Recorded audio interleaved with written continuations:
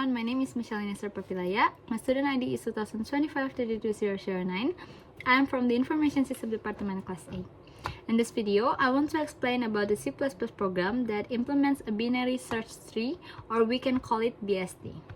This program can do several things. It can create a tree, insert a new node, delete a node, search for a node, display the traversal, and check whether the tree is empty or not. So let's get started. The first thing we can see at the top of the program is a struct called node. A struct in C++ is basically a way to group several variables together into one unit. In this case, each node represents one box or one element in our binary tree. Inside the struct, there are three things. The first one is an integer called data, which is used to store the value of the node. The second one is a pointer called left, which points to the left child of that node. And the third one is a pointer called right, which points to the right child. If a node doesn't have a left or right child, those pointers will be set to null, which means they are pointing to nothing. Right below the struct, we have a global pointer variable called root, and it is initialized to null. This root variable always points to the very first node of the tree, which is the topmost node. Because it is global, all the functions in this program can access and change it freely. Next, we have a function called createNode. This function is used every time we need to make a new node. It takes one input, which is an integer value, and then it creates a new node object in memory using the new keyword.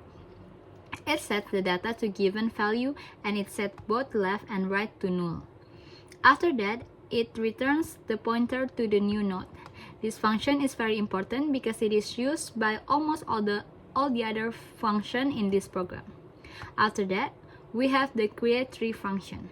This function is used to start the tree by creating the root node. It simply asks the user to type a value, then calls createNode with that value, and assigns a result to the global root variable. This is always the first step we need to do before anything else, because without a root, the tree does not exist yet. Now let's move on to inserting a new node. The function responsible for this is called insertNode, and it works using recursion. The idea is based on the main rule of a binary search tree. If the value we want to insert is smaller than the current node's value, we go to the left. If it's bigger, we go to the right. We keep doing this step by step until we find an empty spot, which is position where the current node is null. That is where to place the new node. The insert function is the one that talks to the user.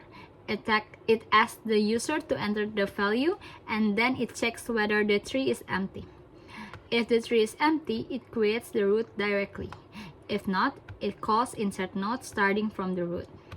One more thing, this program doesn't allow duplicate value. So if the user tries to insert a value that already exists in the tree, the function will just stop and do nothing. The delete operation is probably the most complex part of this program. It's handled by the deleteNode function, which uses recursion to find the node and then delete it. There are three possible cases when deleting a node.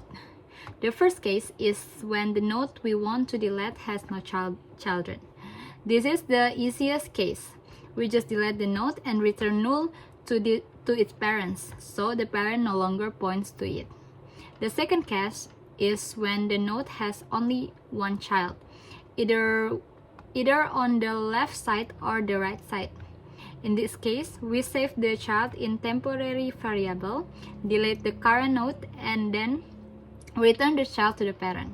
This way, the parent will now point directly to the grandchild and the tree stays connected.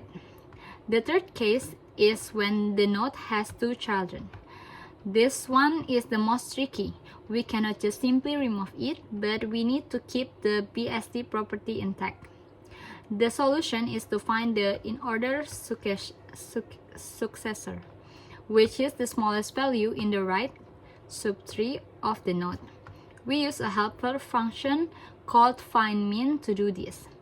FindMin keeps moving to the left child until there is no more left child, because the leftmost node is always the smallest. Once we find the order successor, we copy its value into the node we want to delete, and then we recursively delete the in-order successor from the right subtree. This way, the tree structure and its properties are maintained correctly. The hapus node function is the user-facing side of this operation. It first checks the tree is empty. If it's not, it asks the user for value and then calls delete node. The info simple function is used to search for a specific node and displays its information. It calls another function called cari node, which is a simple recursive search. The logic is straightforward. In the current node is null, the value was not found. If the value matches, we return that node. If the value is smaller, we search the left side. If it's bigger, we search the right side. Once the node is found, InfoSimple will print the node's value whether it is the root or not, and the value of its left and right children. If a child doesn't exist, the program will print a message saying there is no child on that side.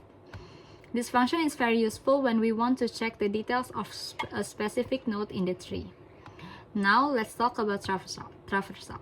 Traversal function shows us the three different ways to visit the nodes in a binary tree. The first one is pre-order. In pre-order, we visit the current node first, then we go to the left subtree and then the right subtree. So the order is root, left, right. The second one is in order. In order, we go to the left subtree first, then visit the current node and then go to the right subtree. The order is left, root, right. This is a very important traversal for a BST because when we do in-order traversal on a binary search tree, the input will always be in sorted order from smallest to largest. This is a natural result of how the BST is structured. The third one is post-order. In post-order, we go to the left subtree first, then the right subtree, then finally we visit the current node. The order is left, right, and root. This type of traversal is often used when we need to process a delete child nodes before their parent's node. All the three of this function are written using recursion, which makes the code clean and easy to read. The checkEmptyTree function is very simple. It just checks whether the root pointer is null or not. If it's null, it means the tree empty. If it's not, the tree has at least one node. This is a quick and easy way for the user to check the current state of the tree. And finally, we have the main function.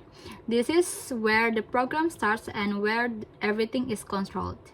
It uses a do-while loop to keep showing the menu repeatedly until the user chooses to exit. At the beginning of each loop, the tampilkan menu function is called to display all the available options. The user then types a number and a switch statement will direct the program to run the correct function based on that input.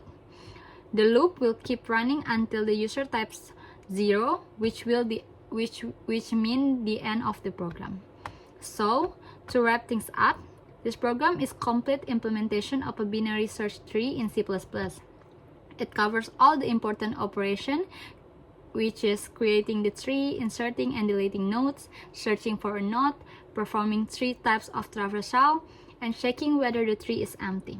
Learning and understand this code is a great step toward mastering tree-based data structure, which are very commonly used in computer science. Thank you for watching this video.